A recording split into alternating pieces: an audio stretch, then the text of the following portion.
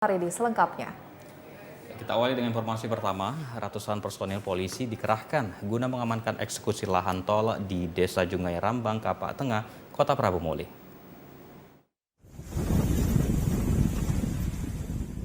Ratusan personil polisi gabungan Polres Prabu Muli dan Polsek Rambang, Kapak Tengah dikerahkan dalam pengamanan eksekusi dan pengosongan lahan tol di Desa Jungai Rambang, Kapak Tengah, Kota Prabu Muli. Upaya pengosongan lahan itu dipimpin langsung Kapolres, Kepala Kejaksaan Negeri Prabu Muli, dan TNI.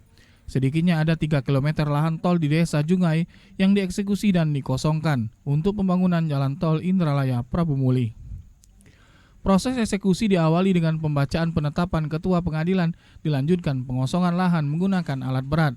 Meski sempat terjadi perdebatan, akhirnya lahan berhasil dieksekusi.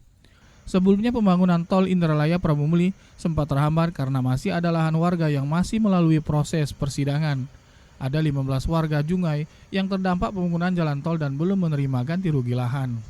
Kegiatan ini berlangsung dengan damai, dengan lancar, penuh pengertian, dan kita juga sudah melaksanakan kegiatan-kegiatan untuk diskusi bersama tadi sebelumnya, dan sudah disampaikan juga apa yang menjadi penetapan dan masyarakat memahami serta mendukung kegiatan ini. Intinya kami hanya minta kejelasan mungkin masyarakat.